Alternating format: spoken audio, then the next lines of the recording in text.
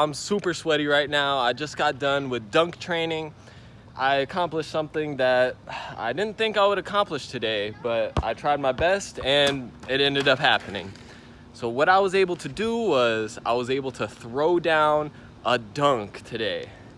Now, it wasn't a full 10-foot rim, but it was about 9 feet 10 inches because the rims here were bent down a little bit, probably I'd say around 2 inches. But I was super surprised that I was able to throw it down. I'm not able to do it every single time, but I actually got my first dunk. I'm just 2 inches away from throwing down a dunk on a regulation 10-foot rim. So I'm super excited about that. And now I know that I have a place to practice dunking where I can do 9 foot 10 inches and get consistent with that. And once I'm consistent with that, then I can start trying to dunk on the 10-foot rim. So I'm gonna run the clip of me dunking today, my first actual dunk, and then I got a second dunk from another angle so you guys can see exactly what my dunks look like from a beginner.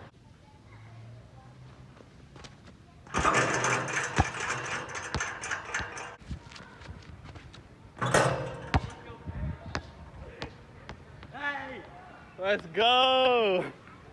Alright everyone, so if you're wondering how I got my first dunk ever, what I did was I started training at LA Fitness. They removed the rims, which ended up being a positive thing, so I don't have to focus on the rim at all. I could just focus on me jumping.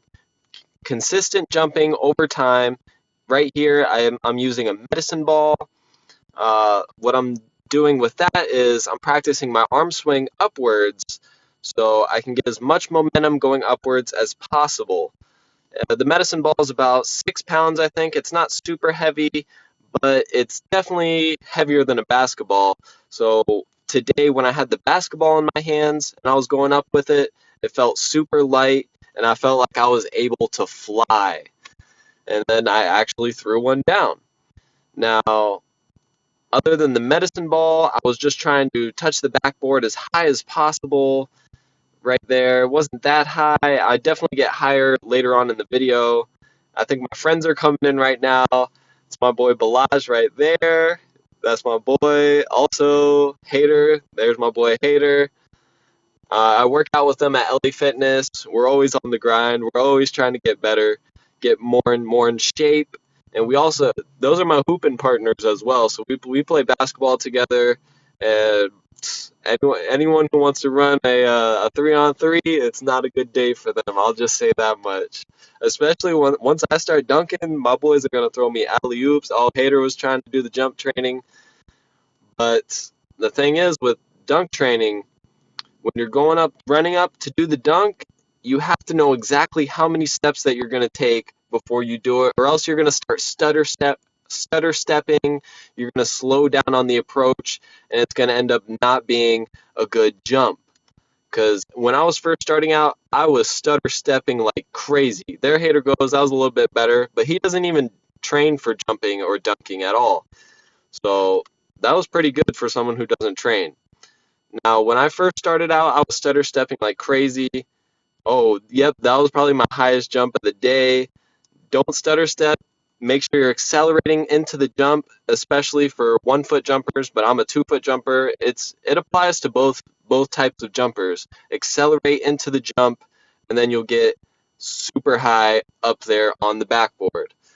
Now, this training was about 2 or 3 days before I threw down my dunk on the 9-foot 10-inch rim. So I definitely think the medicine ball training and also just trying to jump as high as possible and touch as high as I can on the backboard, this definitely helped me out.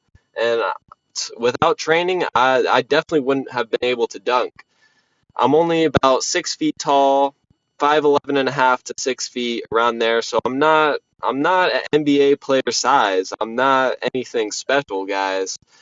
And if I'm able to throw it down, it just goes to show that if you train hard, if you work hard at whatever it is, whether it's dunking, whether it's your job, whether it's, you want to become a lawyer, a doctor, engineer, a businessman or woman, if you want to train at that, you read books, you work hard, you train, do whatever it takes to get better every single day, you're going to make consistent progress. And like I show in these videos, I'm able to jump higher and higher just from sheer determination and brute force, just reps on reps.